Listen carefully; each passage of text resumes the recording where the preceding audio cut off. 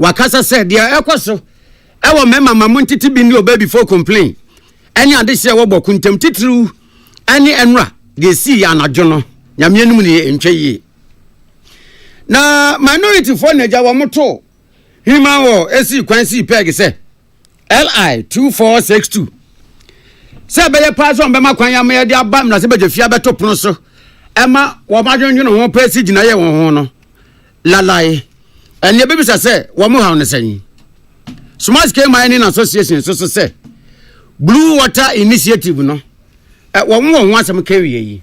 Yeah, as an association, we will support any government, we will support anybody who wants to do the right thing to make sure that we will restore our water bodies. Employment and Labour Ministry. And so I say, Ghana for ya wo mutu bata from mu ko amanone o man foforo so no. Titru ni wo mu ko so mu ko ye adwuma no. Ehu behia pa se ye hwe se Yamfa wo mfa tete ne ahoyehia ekwan so na mmom ya behwe na ya bo mo ho ban yie na o mmra a wo de nam no obi a ntiatia so Ghana Private Road Transport Union GPRT you say passenger bia wo betena ka mu a drive ni mate wo me charge obo a GPRT you phone ni mo we no ma police fo nchi no obi oye asumodin so no the obeji the passengers mo mutia na the driver no insist on report to the Midday police omo benye no mo report to no man ense mi kan wona wie yesin kodwane na Peace FM from Tibreka Segbo isi o madawroma ya de esom Ewie ya dia seda koma MTN 4G Plus ne sanse no wane teso ye kasa internet connectivity papa betimi aboasa ne be ya adofo nkita hodie betimi akoye dia ya na wo chuso dia mamedia mane nye MTN table net no na bibie timi akoso wano ede amawo ene wi akenka for ye me ganto lady ohene wa kase bogwa hene mene ohene na kwame amo ena afi Nana ya kunadu Afrika sebonu nsemnim Omampani John Dramani Mahama akosra oman ene Sierra Leone okoye no Ghana de share tu bata akwa kwetena ho so wanyi wo mumone omokokohia ye na kasem no de to Ghana fo ho no anim se oba bete wo ho asem papa e wo Senegal man no emu afri se Omampani Dr. Julius Mababio ese Ghana fo ni ti ye pa Ghana fo ye wo ho ebu wo ho ye adwumaden na wo ye nipa wo pasumdwe eno ti eyensem de Omampani John Mahama agina we se so Akan for Ghana for ye wo so mon koso mfa dwumaden emobra no na wonim se bibia be hye de hye ifi so man Ghana mu nso wototo ne ma de ahoto bebre ni omunuanom a wo mo agya wo mo e wo hasem Omampani John Dramani Mahama ka o hawa hodo nso so a wo mo ehia wo honma ebi eye wo mo permit ene eto ho nsensem wone wo mo kasa ye ekyerechire nkita ho a odi e wo akire ama won. Yes, Ghanaians are peaceful. You're doing your work well, and I mean they live very peacefully with you. And so he actually praised the Ghanaian community, and that's why he said after our meeting I should come and meet with you and extend their appreciation for the work you're doing here. Yeah, the few issues you've raised about the permits and also about you talked about tax or something. Yeah. Okay. Well, I'll try and raise it and see what progress we can make. But well done. Thank you. I will see you when you come home.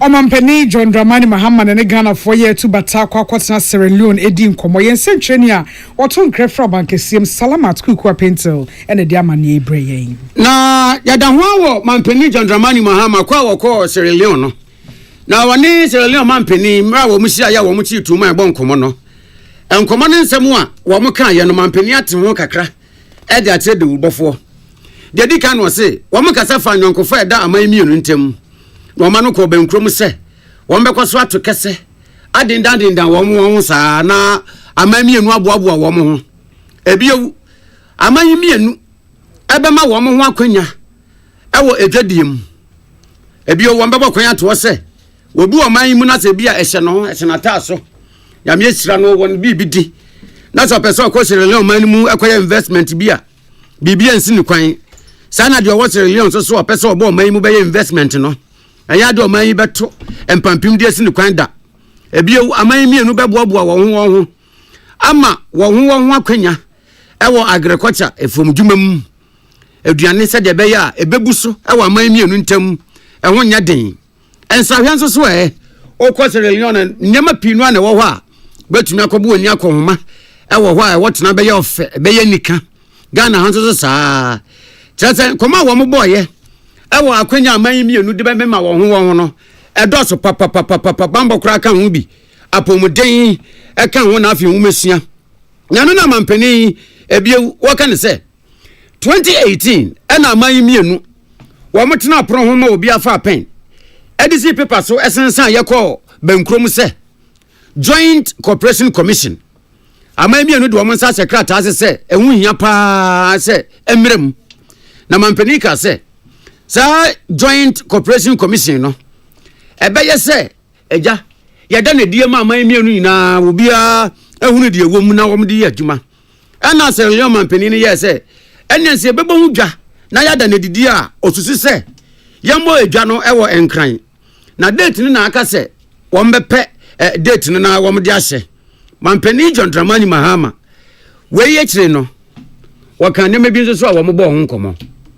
Indeed, we have discussed a broad range of issues, and one of the most important points we agreed on was to establish the Permanent Joint Commission for Cooperation as quickly as possible so that it becomes the institutional framework for us to build our cooperation on. There are many areas in which we can work together.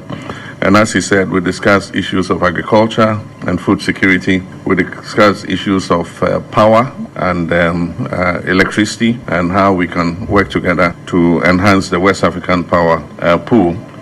We discussed issues of education and exchange, and we believe that the Permanent Joint Commission for Cooperation is going to be the best avenue on which we can build this cooperation together. Na ne kwakwa mu na mampani John Dramani Mahama eba mane se enye me bi ti se etuatefo ensemone aya wo mu die na biem wo mte so mu die akokroko ne mranto ne akakabe nsem ene menteme ho ase ekokọ akoso ewo Sahel no eno so hia se wo kan wasem pa ene nrubone ene nipa asabi yedo mu firi oman ba akoso ko oman foforo so koton wo momom ko ye nkutu djuma no eno so ho asem kan hia na biewu ade e behwete amanya somdue sentete no wo mo panim nuagubre.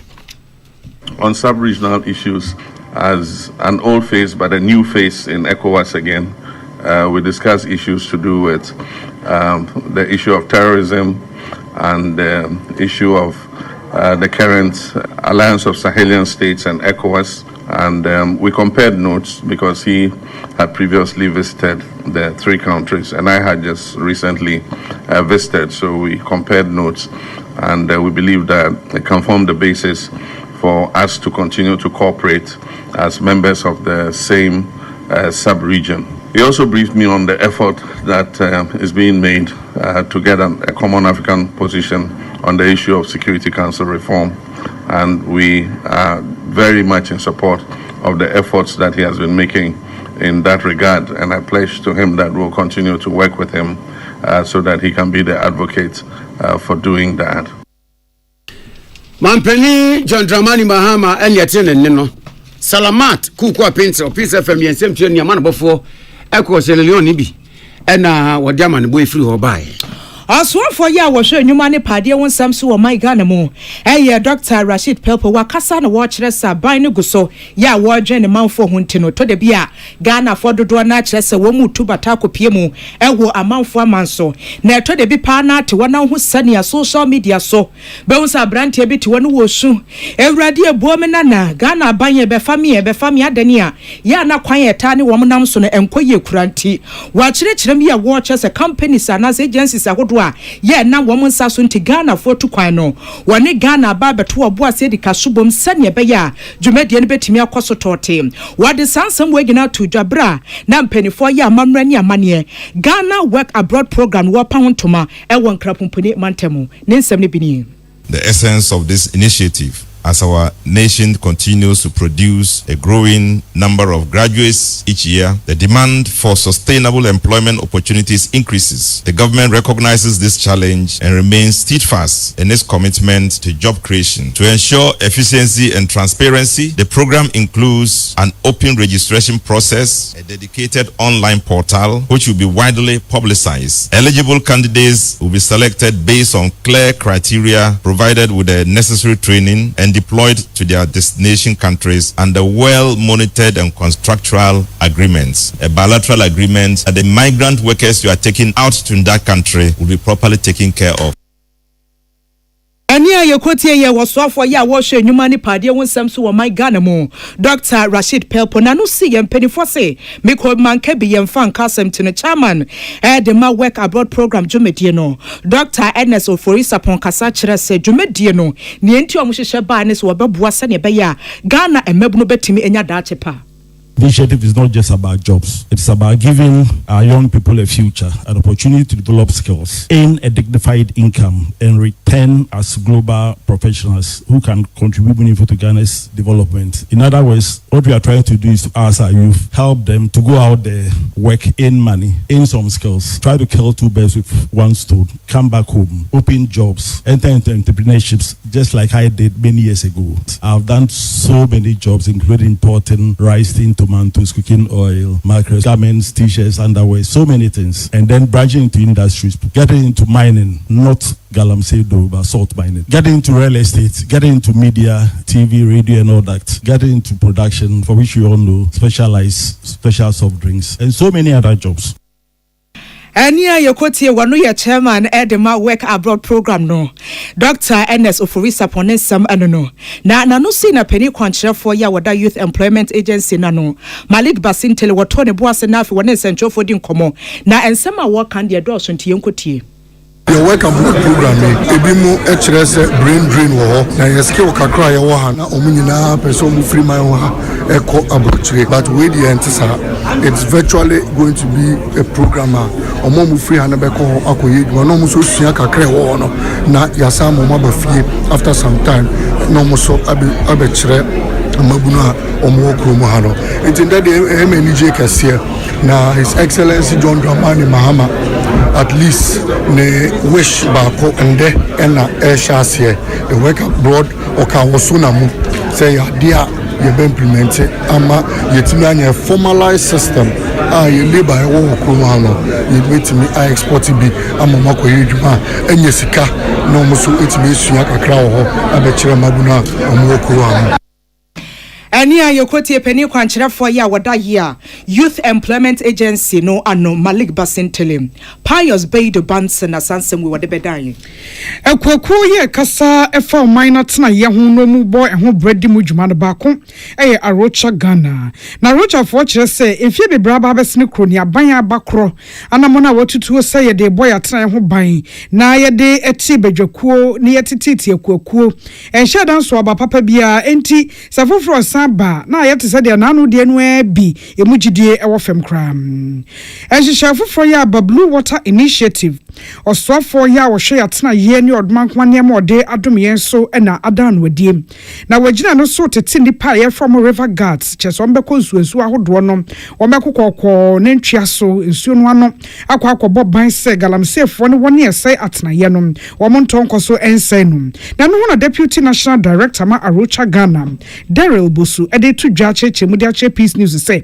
ehihye bi ati say enye breeding kan a ye hunu bi ni na no de no ekosi say Uko communities be bagalamse ekoswa. Mo problem pa enye se Roma no eni anu a mo be kasa. Communities be bagalamse ekoswa. Roma no complain ni na ye se. Samukoye reports mo nya police and also enforcement agency bia and support yomo. EPA class no any support bia from law enforcement for now almost illegal activity no more.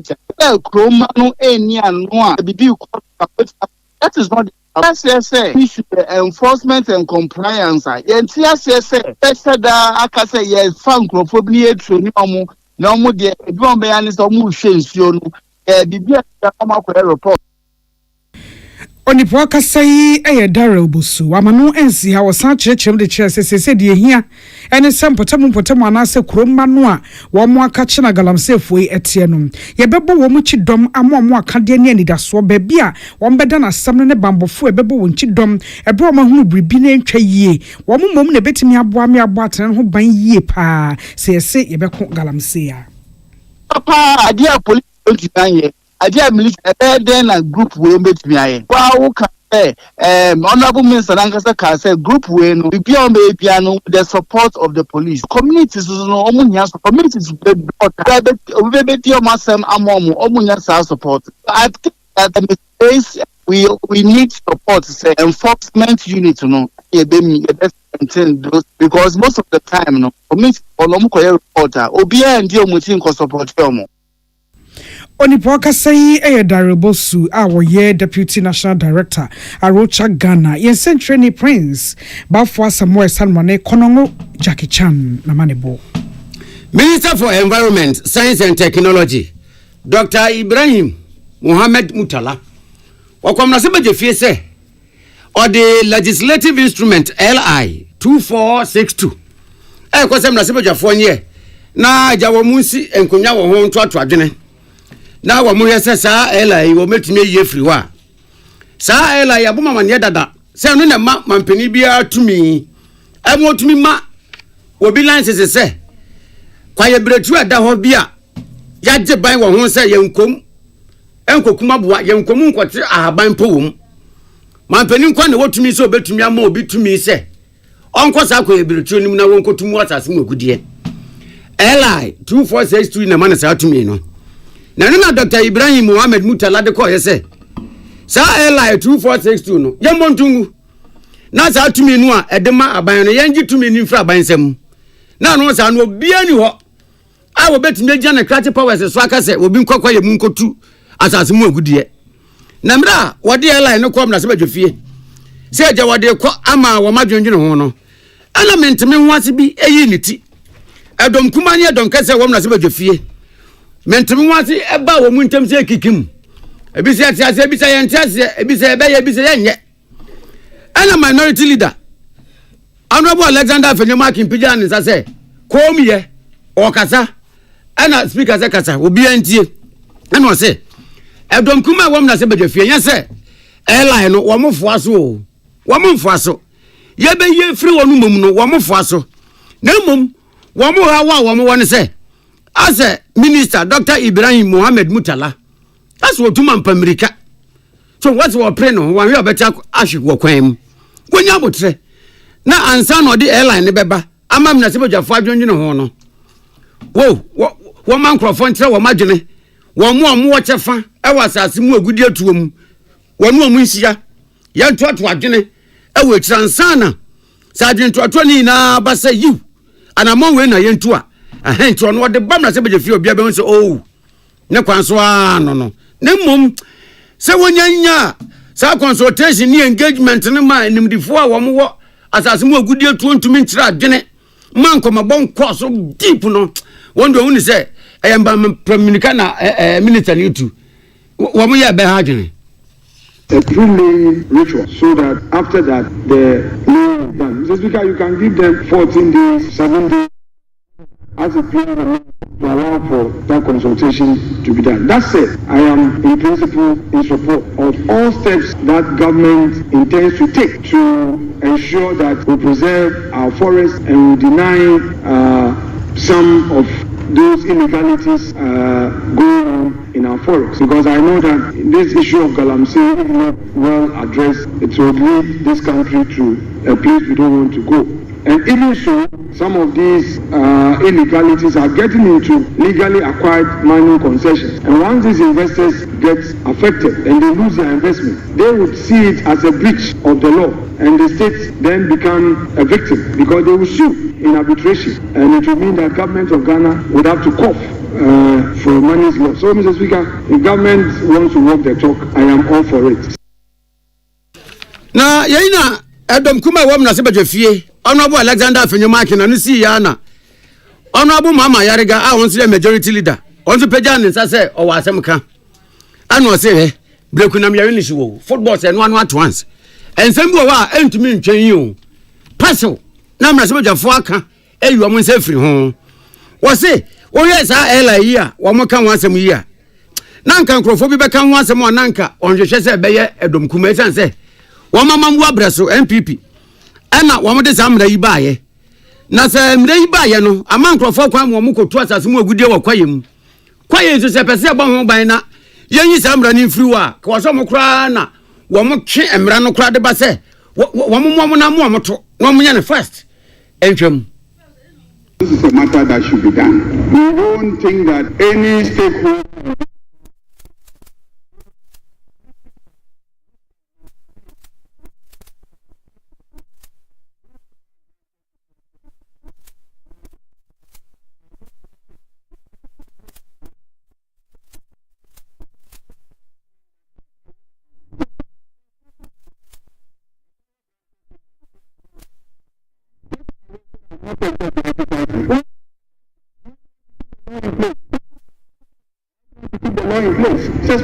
we are already here, and we are clearly in the position of the Constitution. As he said, it's a practice that we evolved so that when we are in a corner, we can wrangle our way out of it. But in this case, we are very confident about what we are doing. That the president doesn't want the power. He wants it taken away. He doesn't want any money in forest reserves. He doesn't want the law to stay any additional day beyond where it is now. So, Mr. Speaker, let us lay it. If the committee and then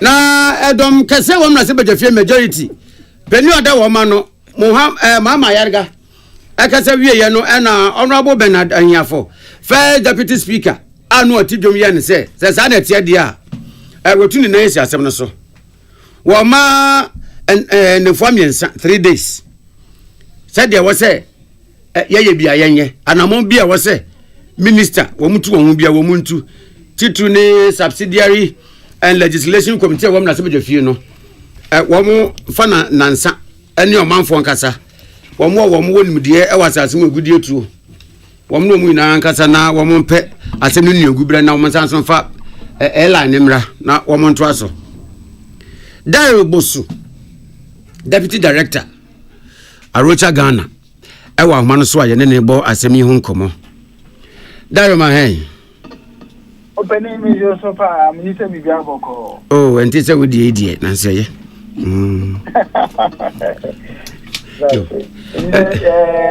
I am the person I want to go church and say no more. I am the pa. Yes, I the pa say sessions no doors now so please FM dear and we would ye do was it. Where there you when some that ya fan say o gene say dey kan. Your penny there makes my can say yeah dear ye ni age pa say ya to say abano etwa na mo say LI 2462 no or the Parliament say yenye mu yuma de na ye kan sa no send ndura parliamentary discussions no ko no sha na eya say no person or amend the sections of the airline then yes sir obey airline if you are completely.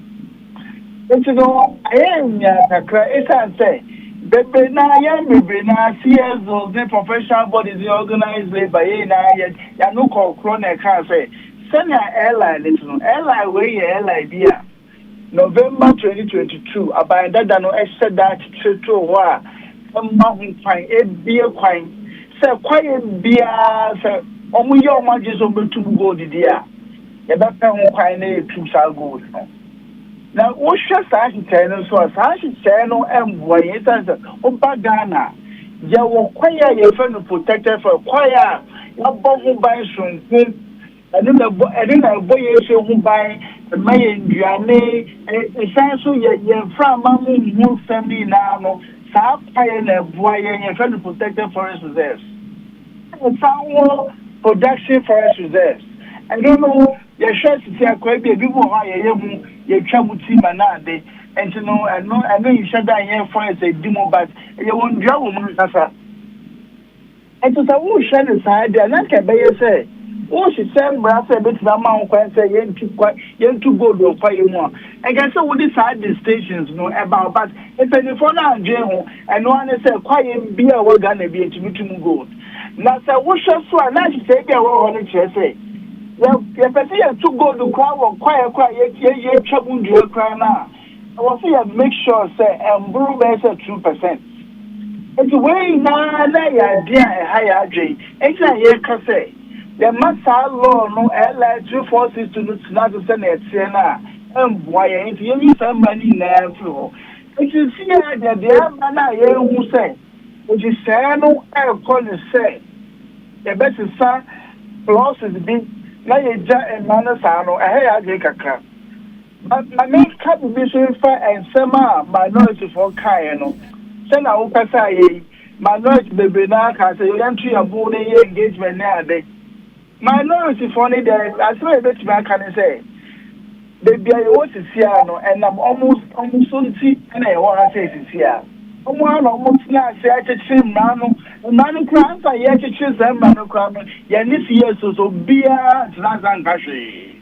Yan Pashi, Yan Fine say, you won't send them Manu crown by ye, that's sorry, I see I buy attitude and Rabia, and Mount Fancy Uncle to gold our forest. If you weigh your idea, say I'm buying for 40% 200 months.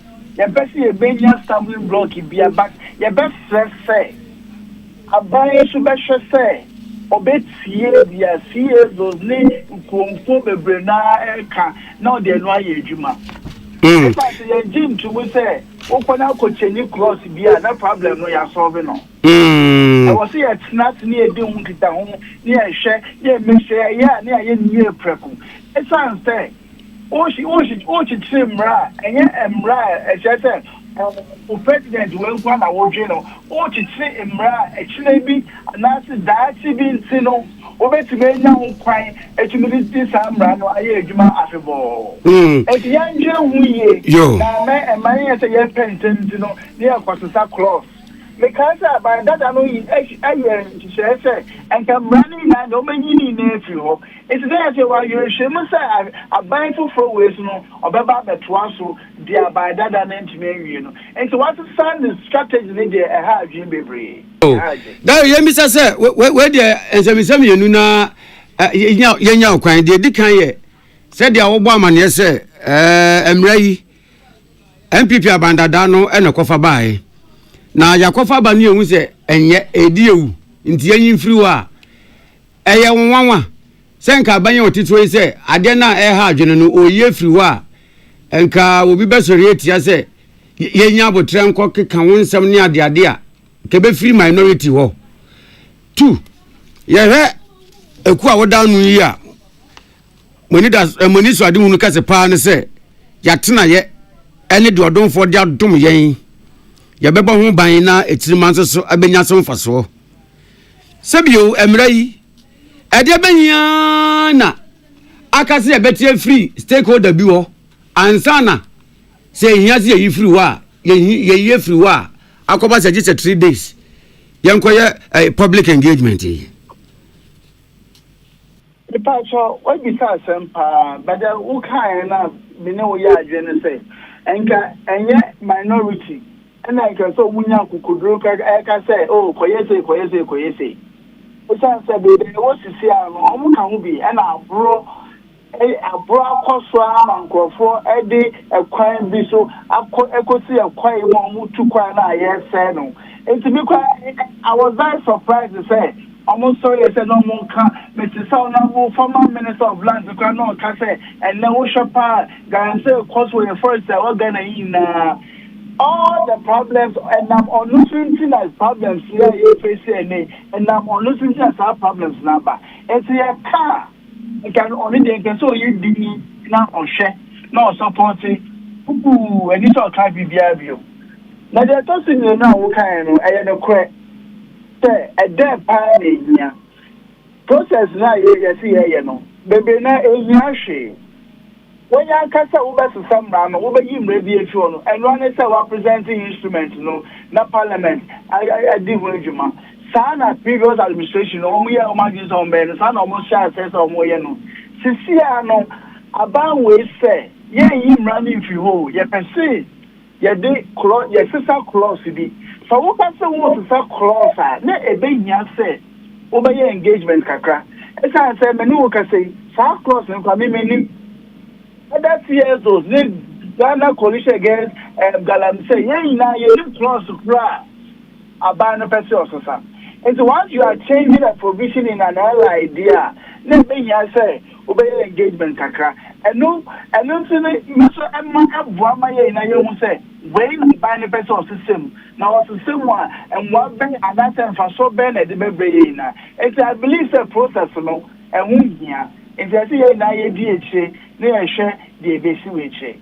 Nansen the GDC say anya mosomaya public idie ye be engagement and I say engagement dada that's it ayo that be which my friend that's it yo ye beda Daryl Bosu ase one deputy director dema Arocha Ghana ene ne bonko mo yeda so agina mu galamse mu nsensem akoso o my Ghana ni ncho so ni ncho asemu na small scale mining association kon wade atodwa wo kire se waka bento John the Baptist ma medesa ne bra ne yamhwie se Ghana ban ene asoye a wo hwensase ne fom agudie ho nsem so sane ya wo si gina ye se galamse kon wo mbetu no wase wo bebo wachi edom wase ananu wote wo wonka bi nhyem wonya ne ntie se asoye a wo hwe o my Ghana nsase na fei fom agudie ho nsem so kire se si ade ene water guard for 2000 mebunu ye ba betete wo papa sane be ye nsuo no wo koso a wo bo ho ban a wane ye nam kwati kwa so etu fom agudie no wo dive pe wo tom sonwon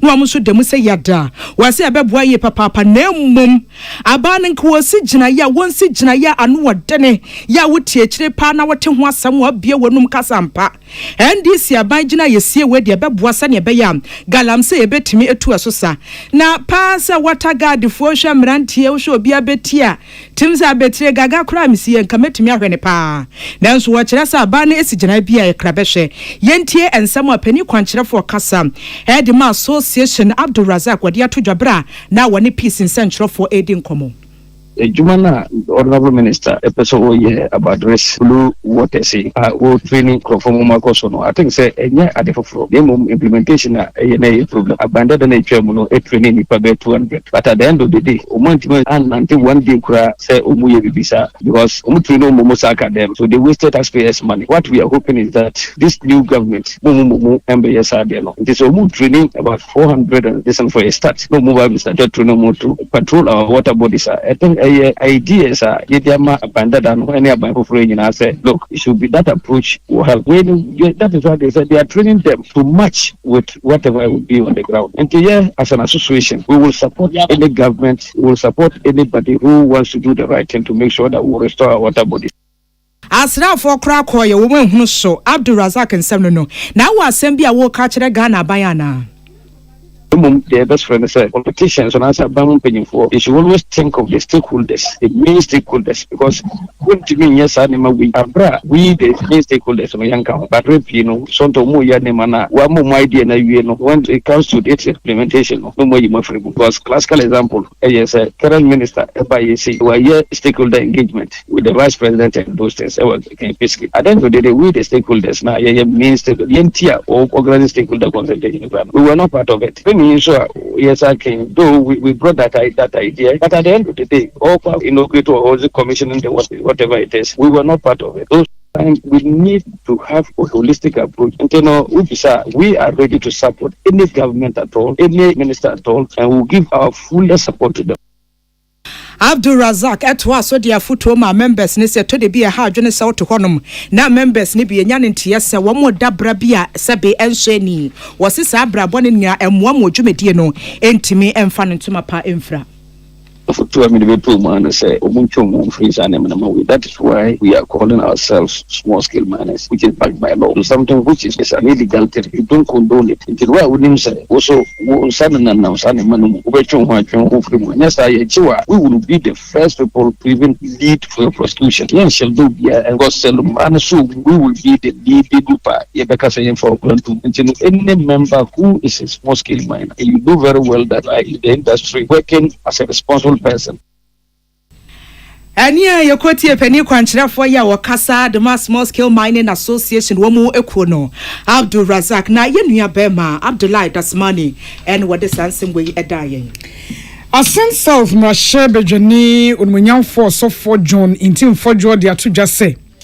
Edom kuma wa Ghana Mrashe Bejam womu ye keteriesi enye dudu wura.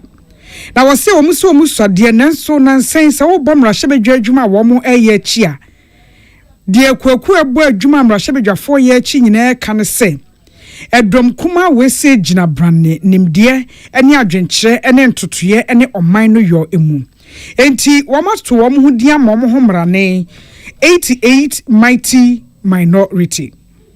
Na ewie yebese ne di eho enkomo. De wo hensa no na ama enipa de wo twonwotwe Mrashe Bejwama kodwa de wo twonwotwe aye kokroko omo ye keto ade so omo aye kokroko e wo Mrashe Bejwamu osofo Peace FM suni ma han ya na ya na pon to say adumo wadaro ma wonso meswe ho ya pa ye de radiase Mrashe Bejwa adwuma wo mo aye afi omo ba ye nche Bejwa we ba ye nche yeye edia na danso ewo dom kuma yi mu a amenei 88 mighty minority ene mrane amode gemo ho ewo de medase atifu nyina a minority adwuma ene se o betumi asori waka de yemanfo is the same here ene de ebebo ma oman akonanim de tuga ewo parliament the bills no say the whole executive no to accountability no yeah said the past and say one more government need the total nas wo mu pese omo hold the one government to account so said the tier and to be opposition no yeah they say to san your man nyina will keep them on their toes omo ye bi na nya ya hwe omo adwen esiso na ekoba say from tank parliament yeah 138 in majority 127 in minority no you got to a back could be say a minority